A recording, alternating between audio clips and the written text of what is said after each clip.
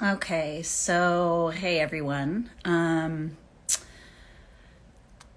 gonna kind of bring you along on a bit of a journey that I've been on this morning, and I'm still kind of trying to figure it out, but I just kind of wanted to verbally process because that's how I process as an Enneagram 1 is out loud. And so I was listening to the Making of Me podcast this morning because I've been listening to it a lot for adoptees. It's a podcast where adoptees tell their stories. And this morning, Anne Heffron was on, and when I saw it, I was excited because I've read her memoir. I actually read her memoir, I think it was like 2.5 years ago when I started recognizing that my adoption had actually impacted my life the way that it had. And I was just beginning to realize that. So what adoptees call that is basically coming out of the fog. And one of the things that was shared, Sarah, one of the hosts, talked about when she was born. She was immediately whisked away and taken to the nursery and then never brought back to her birth mother. And that exact same thing happened to me. And what went through my head was, wow, like if today, which I know this happens, but let's think about this in an empathic way. Like if that happened to a baby now, we would have empathy and compassion for them. And it does happen now. But in the early 70s when I was born, there was no skin-to-skin touch with anybody at that time if you were adopted, and if it was a closed adoption, in my experience. And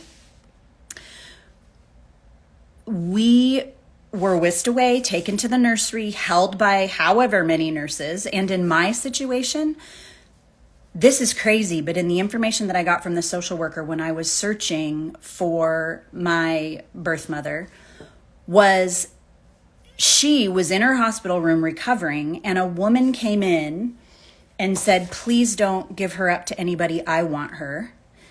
And my birth mom was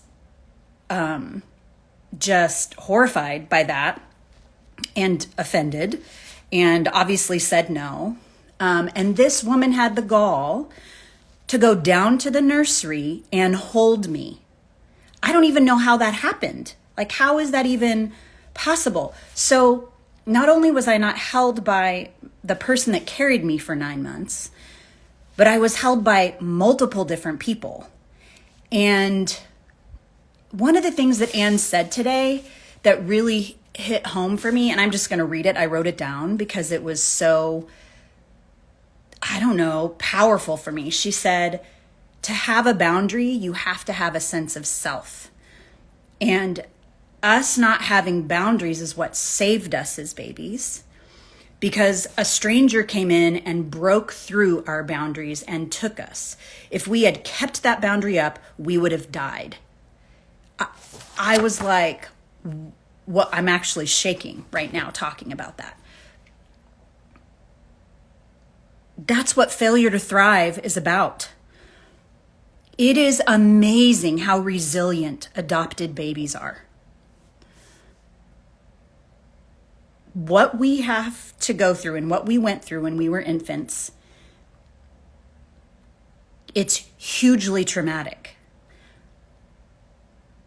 And from there, I went to foster care and was held by other people. Never by my birth mother. I mean, think about that. It's crazy. Can any of you adoptees relate to what I'm saying? One of the crazy things about this is that I didn't realize until maybe 2 years ago that the primal trauma that I experienced, I no longer am calling it adoption trauma, because to me, it's everything that happened before the adoption. It's the time in the womb where actually my birth mother attempted to abort me twice. So there was already primal trauma happening for me in the womb. And then the relinquishment that I just talked about, where we go into the nursery. And then there's the passing off to more people, foster care, whatever. And I was in foster care for 7 weeks. And in the notes, it actually said that my foster mom had like my schedule for the week. And I remember when I was going through therapy the first time on this specific thing, that my therapist said, well, maybe you could contact the county and ask them if they have those records so that we could work through that 7 weeks of your life. I did contact the county, and it took them a while to get back to me, as always does. And all they could tell me was, we have no record, but it said they did. The thing that drives me nuts about all of this for adoptees is these records are our history. They're our life. And we are cut off from them. We are not allowed to have them. We are not allowed to know who we are. Even when we go to search for them, it takes 4 to 6 months to even get anything from them. And then it's non-identifying information. So the point that I was trying to make, I'm getting there, is I didn't realize until 2 years ago how much that primal trauma had impacted my present moment, my entire life. In every way. I didn't know how to have boundaries. I was a chameleon. Let me just be whatever everybody else wants me to be in order to be accepted, in order to be loved, in order to be wanted. I tried to fit in wherever I could because I didn't feel like I belonged anywhere. Well, of course I didn't. I had no knowledge of who I was from the time that I was in the womb, to be honest. That is trauma. There's no other way to state it. And let me say one other thing on this. The mom that raised me, she's amazing. And I'm so unbelievably grateful that she stuck with me. Because she tells me that when she adopted me and tried to nurture me, that's why I put nurture ? In the title, I pushed her away. I stiff-armed her. Think about that for a minute.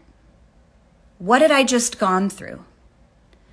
All these random people who I didn't know and I hadn't spent 9 months in their womb were trying to carry me, nurture me, whatever. And I didn't know who was going to stay.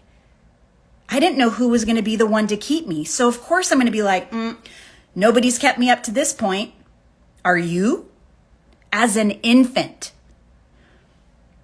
2 things that contributed to that, I believe. 1, my mom told me, that raised me, that when she adopted me, it was in basically a 24-hour period. They were not expecting to adopt me at that point in time. My mom got a call. She was actually on a trip, and they asked her to come back because they had a daughter for her. And if they could quickly come and meet me, what they found out in those 45 minutes of holding me and falling in love with me, which I'm so grateful for, was that my foster family had said they could no longer accommodate me. What does that even mean? I don't know, because I will never know. I will never be able to find out, even though I've already tried. That's something I have to bury in my backyard and realize that it's unfinished business. The second thing is that I slept for a straight 24 hours after she adopted me.